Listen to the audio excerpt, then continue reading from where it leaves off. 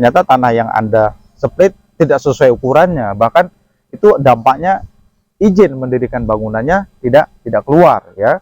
Terus yang perlu Anda perhatikan selanjutnya adalah pastikan luas tanah dan bangunan yang dikeluarkan IMB-nya oleh Pemkot. Jadi bukan hanya bukan hanya splitnya saja ya, ukuran splitnya saja, tapi ukuran daripada tipe ya, ukuran tanah dan tipe bangunan itu juga ada aturannya dari setiap daerah masing-masing. Jadi jangan sampai Anda memecah, membuat tipe bangunan tapi Anda tidak tahu aturan itu. Jadi itu sangat-sangat berbahaya ya teman-teman. Itu jangan teman-teman hindari ya. Nah, terus yang perlu Anda perhatikan adalah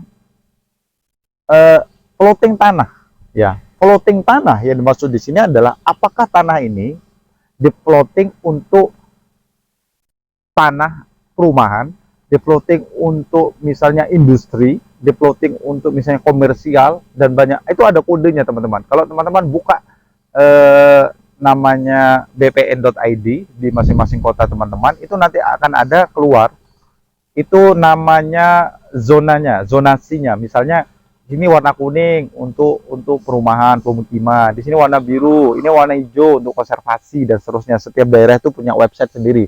Teman-teman bisa pelajari di situ ya. Jangan sampai Anda membeli lahan ternyata lahannya itu adalah lahan konservasi, lahan yang memang milik pemerintah. Ternyata lahan Pemkot. Ternyata lahan banyak ya. Jadi kasus-kasus plotting itu banyak yang terjadi teman-teman. Jangan sampai teman-teman terjadi pada Anda ya. Itu plottingnya itu harus lihat. Nah, plotting kalau itu pemukiman, untuk pemukiman ya udah itu boleh Anda ambil. Tapi selain itu jangan coba-coba. Nanti IMB-nya nggak keluar gitu ya. Terus selanjutnya yang perlu Anda perhatikan adalah apakah tanah yang Anda lihat itu adalah kena namanya izin prinsip. Izin prinsip ini biasanya gini teman-teman. Ada developer besar ya.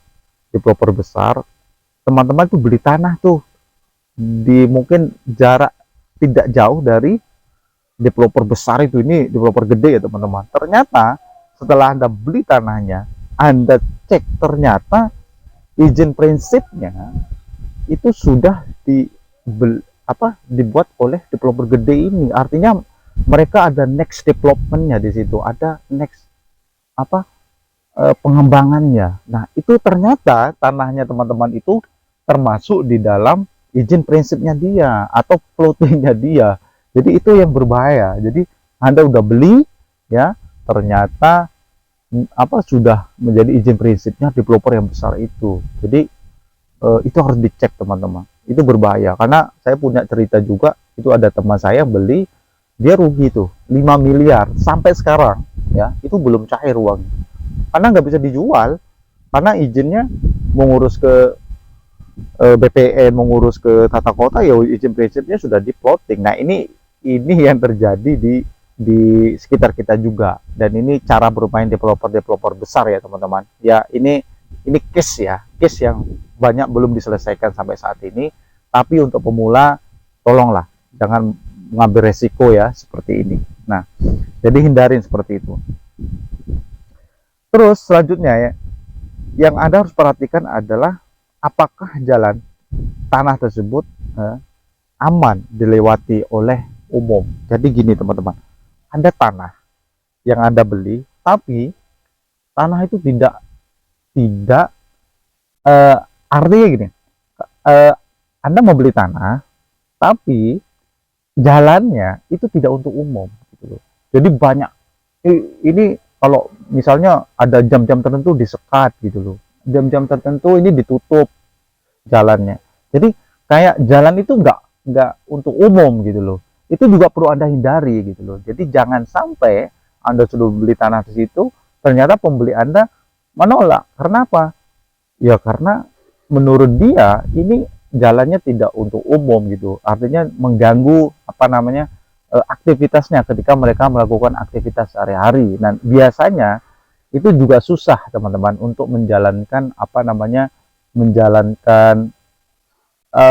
misi Anda sebagai developer. Mulai dari misalnya Anda masukkan pasir, Anda masukkan batako misalnya. Itu juga banyak banyak di apa namanya aturan dan sebagainya.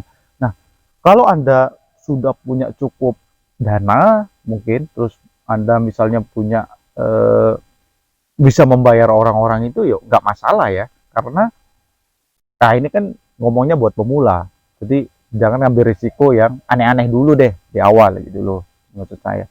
Nah itu nanti teman-teman ada caranya sebenarnya, bagaimana cara mensiasati preman, untuk pengamanannya bagaimana, terus ini biar jalannya kebuka, izinnya ke siapa, terus biar masyarakat misalnya mendukung proyek Anda, itu ada caranya teman-teman. Makanya pantengin terus ya channel ini, tetap support ya. Jangan lupa lagi sekali di subscribe ya, biar semangat buat kontennya. Itulah yang saya jelaskan dari awal. Tadi adalah bagaimana cara mendapatkan tanah yang aman. Dan insya Allah itu pasti akan cepat terrealisasi teman-teman. Jadi silahkan Anda praktik ya. Kalau teman-teman ada pertanyaan ya yang masih perlu ditanyakan, silahkan Anda join ya di grup komunitas kami ya. Demikian dari saya Bung Raffi, salam closing.